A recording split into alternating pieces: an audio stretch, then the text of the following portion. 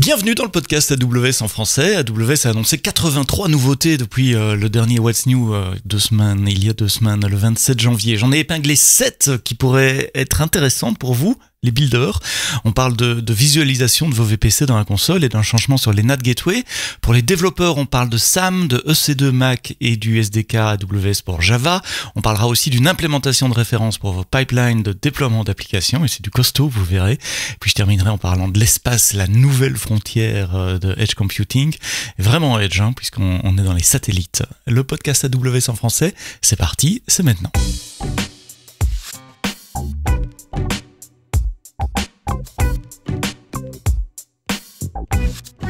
Bonjour, bienvenue à vous, merci d'écouter le podcast AWS en français. Bon vendredi, si vous nous écoutez un vendredi, mais vous pouvez aussi nous écouter le samedi, le dimanche, le lundi ou n'importe quel autre jour. C'est le vendredi matin en tout cas que le podcast est publié toutes les semaines, et une semaine sur 2, vous le savez si vous êtes un habitué ou une habituée, nous récapitulons quelques nouveautés AWS des 2 dernières semaines. Et il y a pas mal de choses depuis ces 2 dernières semaines. J'ai dû faire un choix orienté, biaisé, comme je dis toujours, en faveur des builders, de vous qui avez les mains sur la console, les mains sur le clavier, qui écrivez du code, de l'infrastructure as code, et vous, les personnes plutôt techniques qui utilisez AWS. Et je commence avec la première nouveauté, c'est un blog post de mon collègue Chen Yoon en Corée, qui a été publié le 6 février, sur une nouvelle expérience dans la console AWS, la section VPC de la console, pour visualiser les différents éléments d'un VPC.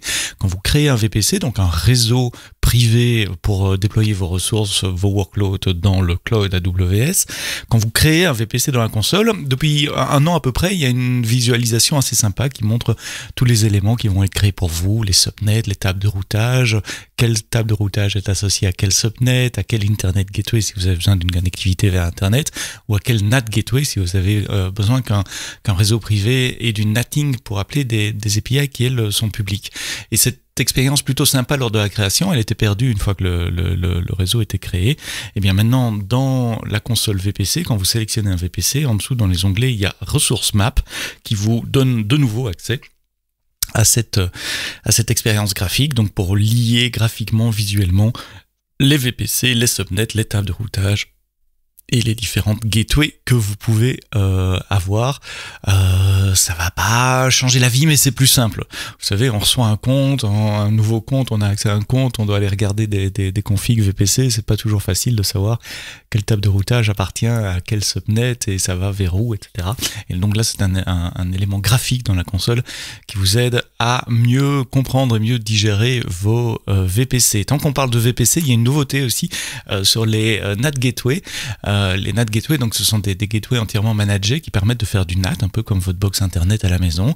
Donc elles transforment des adresses IP privées de vos serveurs dans le VPC vers une adresse IP publique, ce qui permet à vos réseaux privés, qui n'ont en théorie pas accès à Internet, de pouvoir appeler des API publics ou des API AWS, puisque les API AWS sont publics aussi, bien qu'il y ait d'autres options évidemment avec les VPC endpoints et les private links et d'autres options, mais enfin la NAT Gateway est là.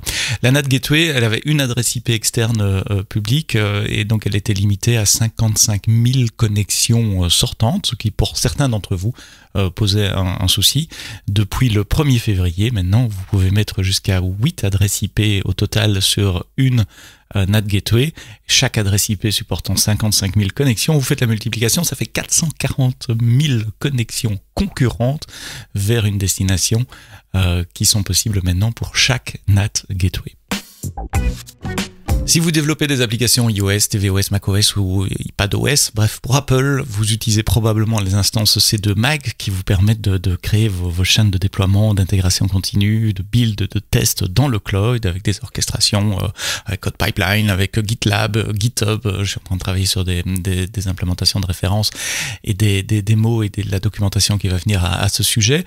Un des soucis que vous nous dites avec les instances EC2 Mac, c'est qu'elles prennent beaucoup de temps à s'arrêter et à redémarrer. La raison, c'est qu'on fait un scrubbing complet de la machine après un arrêt. Un scrubbing, ça veut dire on nettoie entièrement le disque dur local, puisque les instances EC2 Mac, si vous ne le savez pas, ce sont des Mac mini qui sont dans nos data centers. Donc on nettoie le disque SSD local, on nettoie la NVRAM, etc. Et tout ça, ça peut prendre un peu de temps, parfois 1 heure et demie, entre un stop et un start d'une instance EC2, ce qui permet pas toujours d'être aussi agile que vous le souhaitiez. Donc là, on vient avec une nouvelle possibilité pour redémarrer un Mac beaucoup plus rapidement, pour le réinitialiser dans son état de base. Vous pouvez faire un swap, donc un remplacement du volume root, c'est-à-dire pour un Mac, vous enlevez, enfin ça existe déjà sur les instances EC2 Linux et je pense Windows aussi, vous enlevez vous détachez le volume root et puis vous réattachez un nouveau volume créé à partir d'un snapshot ou à partir d'une EMI, ce qui vous permet de resetter la configuration de la machine finalement à un état bien connu, par exemple à son état de démarrage, entre deux builds pour resetter l'environnement. C'est très pratique. Alors le détache-réattache se fait tout de suite, et puis il y a un petit reboot de la machine quand même, donc l'opération prend 10-15 minutes, ce qui est beaucoup mieux qu'une heure et demie avec un stop-start de l'instance qu'on avait avant. Donc si vous développez sur des plateformes Apple, regardez ces deux Mac, vous pouvez maintenant changer le volume root d'une instance EC2 Mac. Pour les développeurs serverless, vous connaissez SAM probablement, la ligne de commande et le framework qui permet de déployer des applications serverless et leurs ressources associées, des tables DynamoDB, des API Gateway, des queues, etc. Ce qui était difficile avec SAM, c'est qu'une fois qu'on a fait son SAM deploy dans le terminal, c'est pas toujours facile d'aller chercher toutes les ressources qu'il a créées ou les endpoints, c'est quoi l'adresse URL, l'HTTP de mon API Gateway qu'il a créé, à moins que vous aviez mis des outputs dans votre template vous-même, sinon c'était un peu difficile à trouver. Donc ils ont amélioré ça, et maintenant si vous faites une mise à jour de la commande SAM, dans les dernières versions, il y a une commande qui s'appelle SAM list, et vous dites SAM list endpoint ou SAM list resource, et il va vous donner, dans le cas des ressources, toutes les ressources qu'elle a créées, les queues, les tables, les fonctions, les policies, etc., avec chaque fois leur nom logique. Et si vous faites SAM list endpoint, il vous donne la liste des endpoints, donc des HTTP API par exemple, qu'il a créé pour vous. Donc c'est beaucoup plus facile de trouver les ressources qui ont été créées par la ligne de commande SAM. Si vous développez en serverless, que vous connaissez pas SAM, commencez aujourd'hui, tapez AWS SAM dans votre moteur de recherche favori, vous le trouvez. Et puis si vous utilisez déjà SAM, je parie que vous apprécierez la nouvelle commande qui s'appelle SAM list. Si vous développez en Java, il y a de fortes chances que vous utilisiez le AWS SDK pour Java. Il y a la version 2 qui est sortie et il y a une nouveauté importante qui est la mise à disposition d'un nouveau client HTTP. Vous savez, le client HTTP, c'est un élément essentiel d'un SDK AWS, puisque chaque fois que vous faites appel à une méthode, une API AWS, il y a un call HTTP qui est fait vers AWS. Donc c'est critique que ce composant soit extrêmement performant, pas bloquant en matière de trading, que vous puissiez réutiliser des connexions pour des questions de performance, low latency, etc. Et pour cette raison, nous avons développé un client HTTP commun à tous les SDK en C, non bloquant, très performant, basse latence, bonne hygiène de connexion TCP, etc.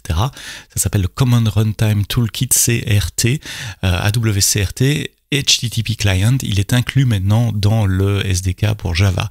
Alors c'est pas par défaut, si vous développez en Java, vous devez inclure cette dépendance dans votre fichier POM Maven, et puis vous devez configurer en une ligne le SDK pour utiliser ce nouveau client HTTP plutôt que celui basé sur Netty qu'on utilisait avant et qui est toujours là évidemment pour des raisons de compatibilité. C'est ma collègue Zoé Wang qui écrit le blog post qui explique les bénéfices, et les bénéfices sont essentiellement un footprint plus restreint, donc ça prend moins de place et ça prend sur disque, et ça prend moins de place en mémoire, ce qui permet de réduire les temps de call start, notamment sur Lambda. Les applications avec le AWS SDK pour Java vont démarrer plus rapidement. Ça réduit la mémoire également, ce qui est bien aussi sur Lambda, puisque la mémoire influe sur le prix, le gigabit millisecondes que vous êtes facturé, et ça réduit également la latence, la P90 latence comparée aux clients existants qui étaient donc basés sur la librairie Netty NIO. C'est le même SDK qu'on utilise dans d'autres c'est le même client HTTP qu'on utilise dans d'autres SDK, donc vous allez voir ce client HTTP de plus en plus utilisé à travers les différents SDK, et c'était en preview déjà disponible sur Java. La différence aujourd'hui, c'est que c'est generally available, l'API est stable, vous pouvez commencer à l'utiliser et vous pouvez obtenir de l'aide d'AWS si vous avez un souci avec ça. Donc le nouveau SDK Java 2 inclut le nouveau client HTTP. Il y a une dizaine de jours, j'ai publié un blog post au sujet de référence architecture et d'implémentation de références pour les pipelines de déploiement. Vous savez, dans la doc, souvent les pipelines sont assez simples. Il y a un changement sur code commit ou sur GitHub, GitLab, et puis il y a un build, un test et un deploy. Ok, c'est très bien, c'est le niveau Hello World des pipelines de déploiement.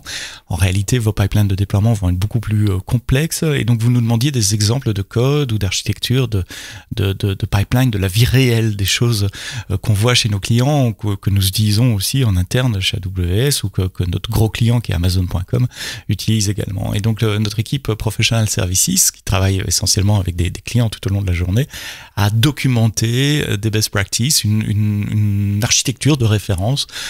C'est quoi faire un pipeline d'entreprise de déploiement d'applications sur AWS.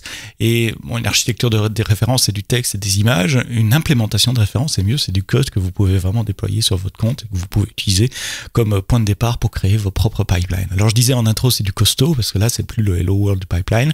Ce sont des pipelines extrêmement riches qui incluent évidemment les phases de build, les phases de test unitaires, de tests graphiques, ici c'est pour une application web, mais aussi toute une série d'analyses de code automatique, évidemment du linting, mais de l'analyse pour des vulnérabilités, l'analyse des packages, des dépendances aussi, à la recherche de vulnérabilité.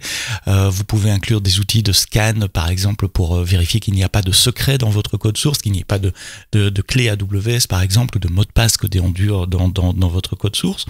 Et puis le déploiement se fait sur plusieurs environnements, bêta, gamma, production, donc 3 environnements qui sont séparés sur des comptes AWS différents, et ça c'était une grosse demande aussi, c'est comment on fait un pipeline qui déploie à travers plusieurs comptes et puis qui déploie sur plusieurs régions également, puisque en bêta il y a le déploiement sur une seule région, en gamma sur 2 régions et en production sur 6 régions par vague de 2 régions à la fois pour ne pas affecter tout le monde en cas de problème, avec des approvals manuels, etc. Donc c'est une architecture de référence assez complexe. L'implémentation, il y en a 2. Il y en a une qui est faite avec le CDK, le Cloud Development Kit, et il y en a une qui est faite avec le nouveau service Code Catalyst. Celle que j'ai essayée pour le blog, c'est celle avec le CDK. Ça prend du temps, hein. Il faut 4 comptes AWS pour les 3 environnements bêta, gamma, production. Il faut un compte AWS pour le tooling itself, pour le pipeline lui-même. Et puis, comme ça se déploie sur plusieurs régions, l'application de démo, c'est une application sur ECS. Mais enfin bon, vous mettez l'application que vous souhaitez là-dedans. L'application n'est pas très importante, c'est le pipeline qui est important. Mais sur ECS, ça prend pas mal de temps de créer les clusters, etc. Chaque déploiement prend 2 heures, 2 heures et demie. C'est un très bon exercice aussi pour apprendre le CDK. Regardez comment l'implémentation est faite au niveau du CDK en cross-account, donc à travers plusieurs comptes, à travers plusieurs régions. Allez jeter un coup d'œil sur cette architecture de référence pour les pipelines de déploiement et les implémentations. Comme d'habitude, le lien est dans les notes du podcast. 2 autres sujets rapidement pour terminer. Nous avons lancé les Cloud Club. Les Cloud Club, ce sont comme des user groups, comme des meet-up, mais pour les étudiants, pour du 18-28 ans. Les Cloud Club AWS ouvrent dans 10 régions, dans 10 pays, y compris la France. Et nous recherchons des Cloud Club leaders, des capitaines de clubs qui pourraient prendre en charge l'organisation de ces clubs d'étudiants à l'échelle d'un pays. Il y a des tas d'avantages à être un club leader, évidemment du swag, donc des t-shirts, des sacs, je sais pas ce que vous allez recevoir, mais enfin des trucs brandés AWS, également des vouchers, des bons pour passer des examens de certification, des crédits AWS, et puis évidemment le mentoring et le coaching de la part de mon équipe, l'équipe des Developer Relations chez AWS. C'est dans 10 pays, ça vient de lancer, je mets les liens dans les notes du podcast si vous êtes intéressé de devenir le Cloud Club Leader ou un des Cloud Club Leaders pour la France, contactez-nous. Et puis comme je le fais depuis le début de cette année, je termine le podcast AWS en français avec un blog ou un article qui a attiré mon attention. C'est un article sur le site Aviation Week, donc c'est pas nécessairement un site vraiment lié au cloud. Il parle de la nouvelle frontière du cloud qui est dans l'espace, puisque AWS déploie maintenant du code et du machine learning, de l'AI/ML sur certains satellites. C'est quoi le problème des satellites d'observation, des satellites météo par exemple? C'est que souvent les photos qu'ils prennent ne sont pas exploitables parce qu'il y a des nuages, parce qu'il y a de la fumée, etc. Mais pour se rendre compte qu'une photo n'est pas exploitable, il faut d'abord l'envoyer au sol. Donc toutes les photos sont envoyées au sol, ça peut prendre beaucoup de temps, on parle de centaines, de milliers de photos, et souvent, presque 40% du temps, les photos ne sont pas exploitables. Donc l'idée, c'est de mettre du compute embarqué dans le satellite. C'est pour ça que c'est le nouveau Edge, c'est l'espace, la nouvelle frontière, pour faire une référence pour ceux qui apprécieront la référence à la série télé des années 60 et puis les films qui ont suivi après, la nouvelle frontière dans les satellites. L'idée, c'est d'embarquer un modèle d'AI/ML pour analyser les photos dès qu'elles ont été prises dans le satellite et soit enlever la partie de la photo qui est couverte par les nuages, soit annuler la photo complètement s'il ne vaut pas la peine d'être envoyée sur Terre, et d'envoyer sur Terre que les photos qui peuvent être exploitables. Et donc c'est un nouveau moyen de déployer du code, vraiment en Edge là pour le coup, puisque ça sera dans une flotte de satellites. C'est une interview assez passionnante à lire, c'est en anglais, je vous mets les notes dans les liens de ce podcast. Merci d'avoir écouté le podcast AWS en français jusqu'au bout. Passez un bon week-end si vous nous écoutez encore le vendredi, le samedi ou le dimanche. Une bonne semaine si vous nous écoutez la semaine prochaine ou plus tard. La semaine prochaine justement, je ne sais pas exactement de quoi on va parler parce que j'ai 2 épisodes en préparation et il y en a un qui est un peu plus chaud par rapport à l'actualité, donc en fonction du niveau de préparation, ça pourrait être celui-là ou l'autre, donc je préfère ne rien annoncer. Dans tous les cas, ça sera intéressant, ça sera un retour d'expérience d'un grand client français dans les 2 cas. Donc surprise pour vendredi prochain dans le podcast AWS en français. Tout ce que j'espère, c'est que vous serez à l'écoute sur toutes les plateformes, Deezer, Spotify, Apple Podcast et tous les autres. Rendez-vous vendredi prochain, mais d'ici là, quoi que vous codiez, codez-le bien.